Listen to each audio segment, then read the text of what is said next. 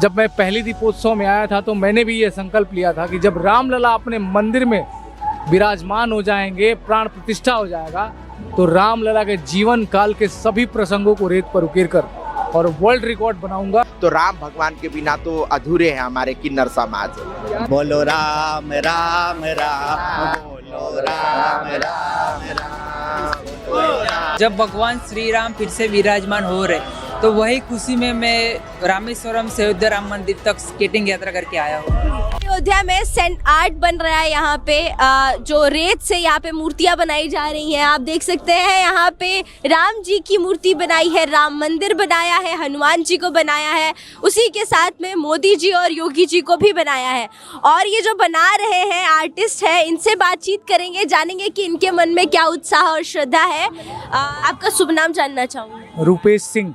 रूपेश जी, कितना वक्त लगा आपको ये मूर्ति तैयार करने में, जो कि अभी भी चल रहा है? 36 घंटे से काम कर रहा हूँ लगातार। 36 घंटे से। रूपेश जी, कहाँ के रहने वाले हैं आप? बलिया से हूँ। अरे वाह, बागी बलिया जी। अच्छा, तो आपको किसी ने कॉन्ट्रैक्ट दिया या आपकी इच्छा से आप बना रहे हैं? ये पागलपन है। जैसे आज भगवान राम की भक्ति में जी, राम के भक्त पूरे देश से पैदल यात्रा करके, साइकिल चला के जी, और जो जिस विधा में है अपनी पागलपंथी भक्ति भाव जी। भगवान राम के प्रति समर्पण दिखा रहा है। वही पागल मैं भी हूँ और भगवान की भक्ति में लीन होकर, भगवान की नगरी में आकर और भगवान के दर्शन करने रामलला अपने मंदिर में आ रहे हैं। उस भव्य प्राण प्रतिष्ठा को देखने देश भर की हस्तियाँ और देश भर के लोग, दुनिया भर के लोग आ रहे हैं। उनके स्वागत में भगवान की कलाकृति उकेर रहा हूँ और राम भक्तों के समर्पण और सहयोग से मंदिर का निर्माण हो पाया है। उस राम सेतु निर्माण में 2 इंजीनियर हुआ करते थे उस युग में, नल और नील। जो शिला पे राम नाम लिख देते थे तो शिला पानी में तैरने लगती थी। जी। वही इस युग में मंदिर निर्माण में, उस युग में पुल निर्माण करना था। पिछले 500 वर्षों से भगवान रामलला टेंट में रहते थे, वो संघर्ष पूरा करना था और उस कार्य को करना था। तो इस 500 वर्षों की तपस्या पूरा करने के लिए भगवान नल और नील के रूप में मोदी जी और योगी जी को मैंने बताया है, उनकी कलाकृति उकेर कर, कि आज के युग के नल और नील यही हैं। साथ ही मैं कलाकार भी गिलहरी की तरह समर्पण भाव से यहाँ आया हूँ और मैं पिछले 5-6 सालों से लगातार दीपोत्सव में सैंड आर्ट करने आता हूँ। भगवान राम जब अयोध्या आते हैं वनवास काट कर 14 वर्षों की, तो 14 वर्षों की वनवास की लीला को उकेरना, उनके वनागमन को रेत पर उकेरता रहा हूँ। और अब भगवान राम 500 वर्षों बाद मंदिर में आ रहे हैं। जब मैं पहली दीपोत्सव में आया था तो मैंने भी ये संकल्प लिया था कि जब रामलला अपने मंदिर में विराजमान हो जाएंगे, प्राण प्रतिष्ठा हो जाएगा, तो रामलला के जीवन काल के सभी प्रसंगों को रेत पर उकेर कर और वर्ल्ड रिकॉर्ड बनाऊंगा। रामायण की, रामलला की जीवन लीला का संदेश पूरी दुनिया में पहुंचाऊंगा और तभी अपनी दाढ़ी बाल कटाऊंगा। मैं रूपेश सिंह एक वाराणसी विद्यापीठ का छात्र हूं, ललित कला का स्टूडेंट हूं, मूल निवासी बलिया से। यहाँ पे किन्नर समाज से बहुत सारी दीदियाँ हैं, यहाँ पे इनसे बातचीत करेंगे। माइया, आप लोग बहुत सुंदर लग रही है और आप ही की जितना ये शहर भी बहुत सुंदर लग रहा है, जिस तरह से राममय हुआ है नया अयोध्या।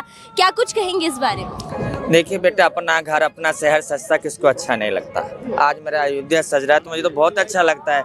कल अयोध्या उजड़ रहा था तो जब भी मैं यहाँ पे भी तो थी, और एक वक्त 6-6 दिन की रोटी बासी मिर्चियों से खाई हमने।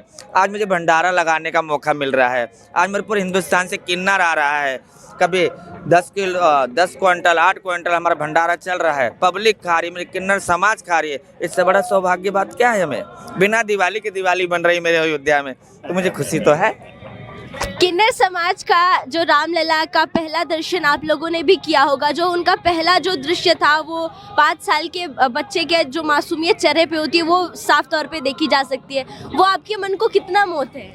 जी, क्योंकि राम भगवान से किन्नरों का अस्तित्व है।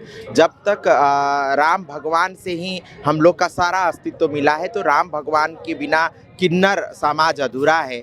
जब राम भगवान जन्मे थे तो भी हमारे किन्नर माताओं ने गोदी में लेके सोहर गाना गाई थी, मंगल गाना गाई थी। जब राम भगवान 14 बरस वनवास गए थे तो भी हमारे किन्नर माताओं 14 बरस वनवास काटी थी। तो ये इतिहास है। और रामचरितमानस में जो गोस्वामी जी जो रामचरितमानस के रचिता है, उन्होंने भी उल्लेख किया है कि 26 बार किन्नरों का उसमें उल्लेख हुआ है। और वो लिखे एक चौपाई, देव धनुज किन्नर नर सिरेरी सादर मजही सफल त्रिवेणी, इसका बहुत मायने हैं। तो हम लोग राम भगवान को जब भी देखते हैं ना, तो एक अपना ये भगवान अपना आराध्य देव के रूप में हम लोग देखते हैं, अपने स्वामी के रूप में देखते हैं। तो स्वामी सब सर्वस्व होते हैं। तो हम लोग अर्ध नरेश्वर देव हैं, तो वो हमारे स्वामी हैं, तो हमारा सब चीज़ है। तो राम भगवान के बिना तो अधूरे हैं हमारे किन्नर समाज जी। किस तरह से स्वागत करेंगे आप श्री राम का? हम लोग खूब दिल से स्वागत करेंगे। हम लोग का दिल बहुत खुश है, मेरे राम जी पधार रहे हैं।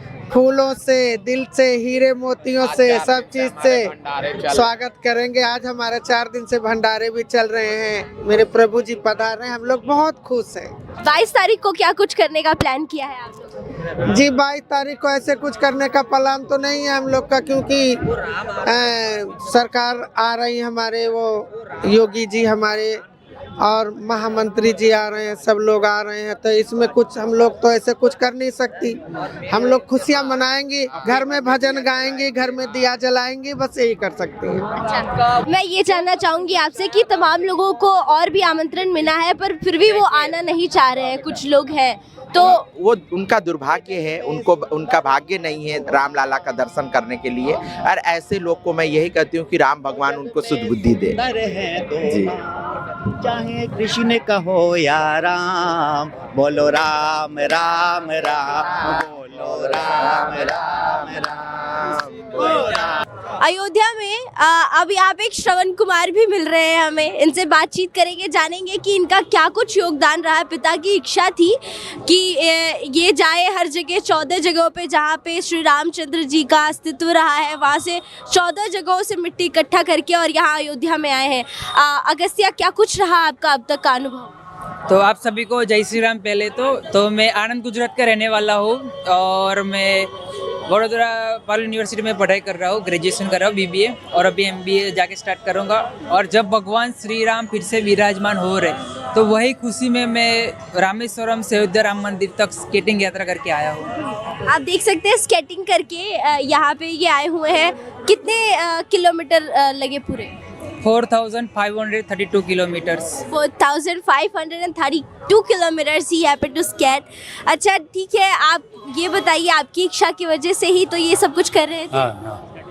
जब ये स्केटिंग करते थे तो आप कहाँ होते थे? मैं गाड़ी में बैठा था। अच्छा, पीछे। इसमें मिट्टियाँ हैं 14 जगहों की।